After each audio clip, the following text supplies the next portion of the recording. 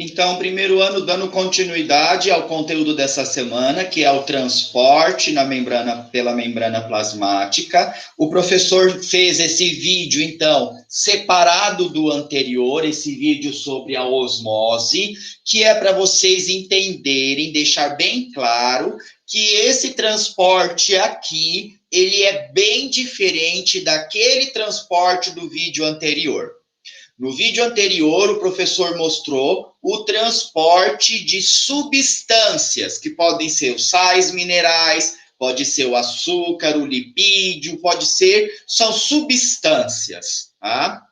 Nesse vídeo, o professor vai falar exclusivamente sobre o transporte da água. O transporte da água se chama osmose. Então, nesse momento, nessa osmose, não é o sal mineral que vai passar a membrana de um lado para o outro. Não é o açúcar, não é o lipídio, não é a substância que vai passar a membrana. Esse tipo de transporte, ele é um transporte exclusivamente da água. E também existe uma proteína específica para transportar a água. Essa proteína se chama aquaporina. Tá? Eu gostaria que vocês anotassem isso daqui no caderno, tá? Como parte do conteúdo. Também não vai precisar entregar nada para o professor. Então, como a água ela é transportada por essa proteína chamada aquaporina? A água, ela sempre, obrigatoriamente, ela sai do lado de pouco soluto. Solutos são os sais, as substâncias, tá? A água sai do lado com pouca substância para o lado com muita substância, que é o soluto. Então, veja, de um lado eu tenho bastante soluto, do outro não. Não é o soluto que vai passar de um meio para o outro, como lá no transporte passivo, no transporte ativo, na difusão facilitada.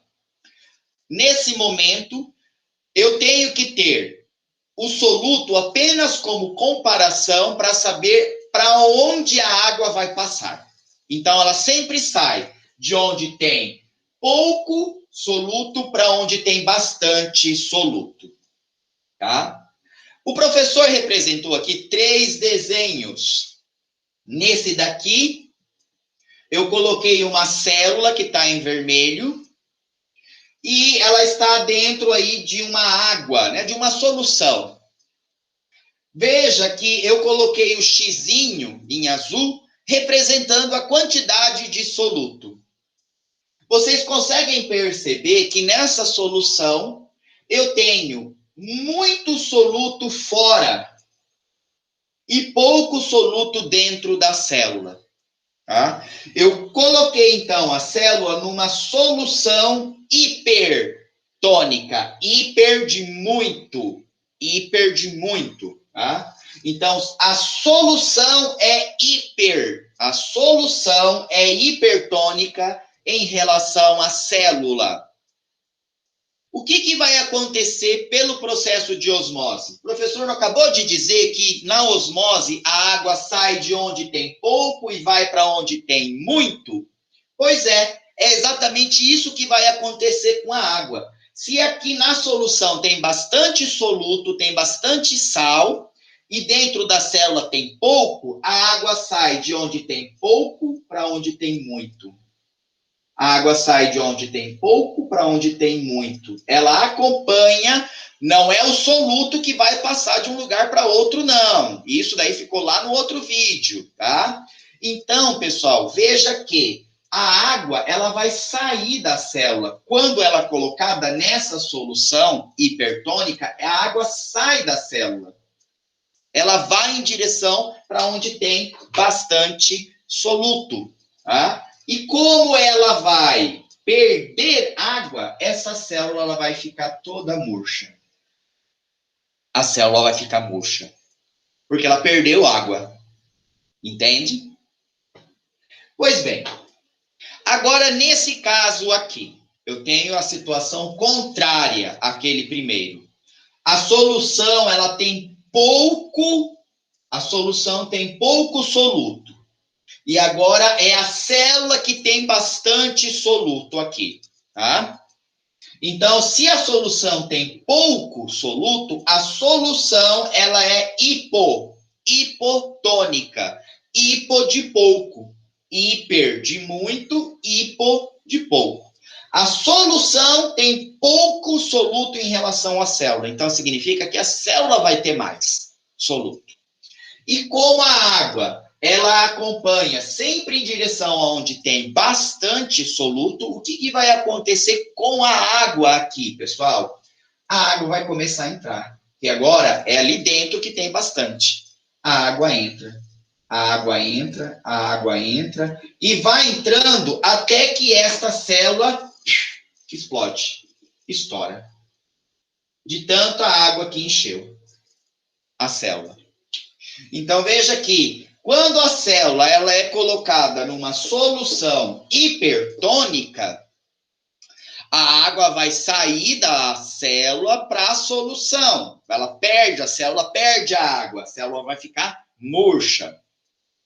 Na solução, quando a célula é colocada na solução hipotônica, então a água começa a entrar na célula, né?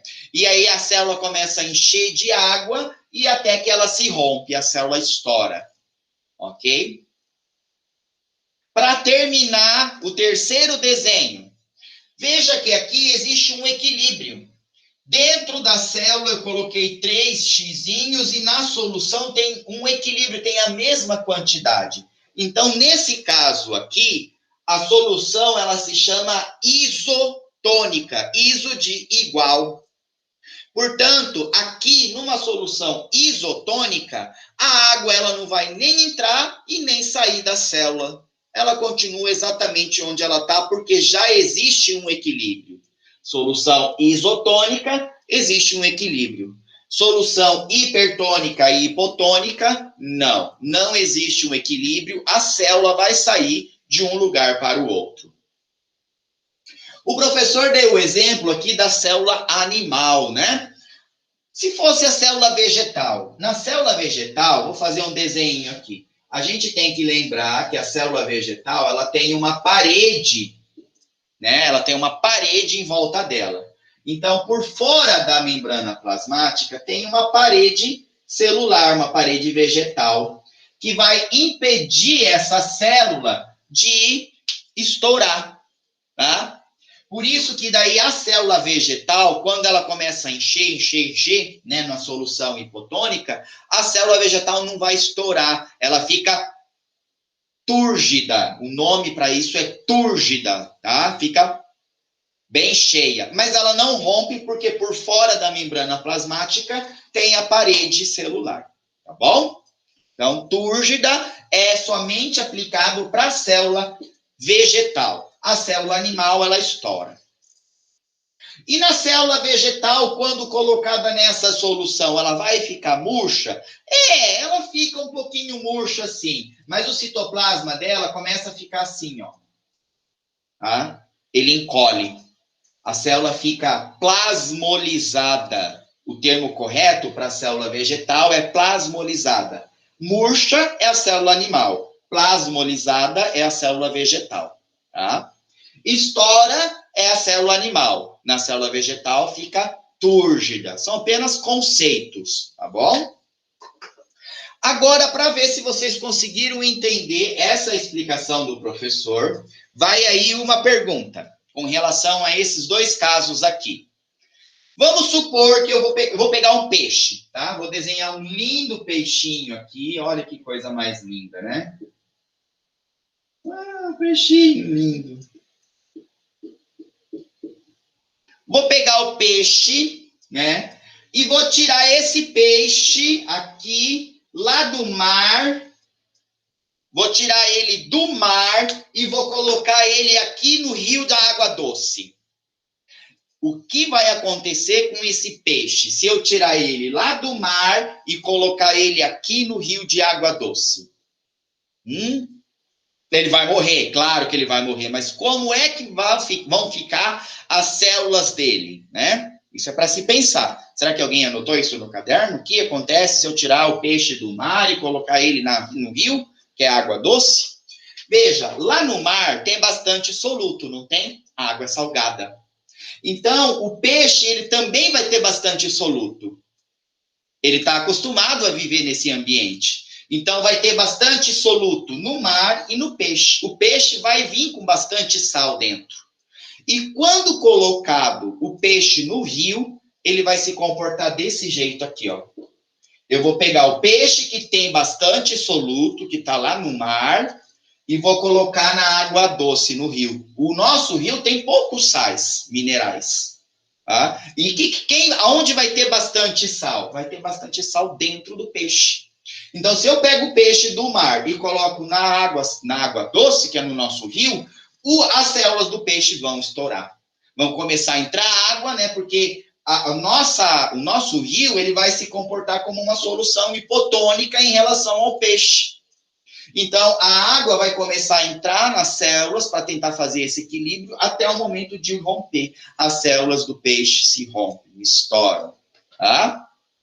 Bem, aí fica a dica para vocês, tá? Espero que vocês anotem isso no caderno. Isso daqui vai cair na prova e na semana que vem o professor vai passar uma experiência para vocês fazerem sobre a osmose. Vocês já vão pedindo aí para o pai e para a mãe de vocês que vocês vão precisar de um pezinho de alface, né? Para a semana que vem. Na semana que vem o professor posta um vídeo explicando como vocês vão fazer a experiência de osmose. Vai precisar de uma folha, 3 folhinhas de alface. 3 folhas de alface. É isso que vai precisar, tá?